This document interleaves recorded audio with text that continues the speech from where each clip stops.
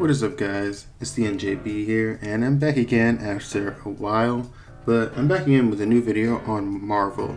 So today I'm going to be talking about the MCU and how I think the future is going to go down for it. So first of all, over a year ago, I made a video in which I explained that I believed Infinity War was the peak of the MCU and that no movie after it could ever outdo what it did. A villain wiping out half of all life is kinda hard to beat, and at the time, I did not believe that there was any way that the MCU could ever top that, and so far, I have been right.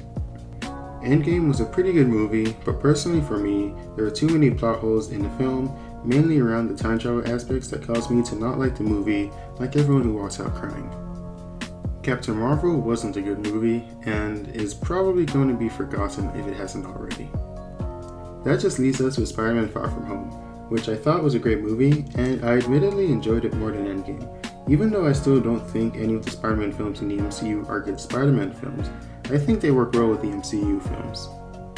The next movies and TV shows for Marvel that are coming out are Black Widow, Falcon and Winter Soldier, Eternals, WandaVision, Spider-Man 3, and a few other projects that are all interesting, but not necessarily something that I am excited to see like the prior Avengers films. Well, probably other than the Spider-Man movie, but the other ones I'm not too excited for. Because of this, I was ready to write off the MCU, and I thought that Disney wouldn't be able to keep its success going, especially with no more Iron Man in the MCU, but recently, I have had a change of heart. Before, I was going off the idea that without the main Avengers team in place, the MCU will never be the same. But then I remembered that if they can have all the success with the Avengers characters, what's to stop them from doing that with the other characters they now have access to? Disney already has Spider-Man to use in their movies, as long as they can keep Sony happy, and now they have the X-Men as well. One thing I remember before the MCU was that Spider-Man was the most popular Marvel character, and he actually still is in my opinion. He has a huge group of villains that you can choose from to create many different storylines, and he also has many different storylines that can be adapted to make into movies. The same can be said about the X-Men. They were the more popular group of heroes before the MCU took off. They had their own cartoons, movies, and a handful of video games back in the day. I grew up watching both X-Men and Spider-Man shows. The latter was my introduction to Marvel, and after watching X-Men Evolution in its entirety, I have no doubt that these two franchises can be very successful for Disney in the future. Right now, they have only announced that Spider-Man 3 is in production, and that will no doubt be the biggest movie that they have coming out in the near future. But once they start incorporating the X-Men into their movies, or possibly TV shows, it is possible we will get more complex storylines and character arcs than we got in the MCU.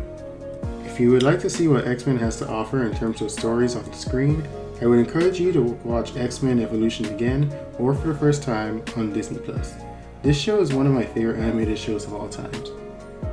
Now, the only thing that would hold Disney back is the SJW narrative that seems to be everywhere right now. If their characters and media get too political, then the MCU will fail, the same way Star Wars has failed under Disney.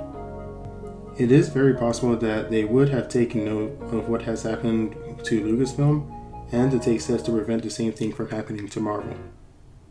But at the same time, Captain Marvel and the Endgame scene with all the female heroes going into battle show that it could possibly get worse now. The situation with Star Wars proves that no matter how big you are never too big to fail, and this could happen over a short period of time. Either way, if Disney play their cards right, they could make some incredible Marvel content over the course of this decade, possibly even better than Infinity War, but I still think that movie will always be number one for me. So that's going to be it for me in this video. Hopefully you guys enjoyed my kind of prediction and thoughts on the future of Marvel going into this next decade. So if you did happen to enjoy the video, don't forget to like and sub, and I'll see you guys in the next one. Cheers, mates.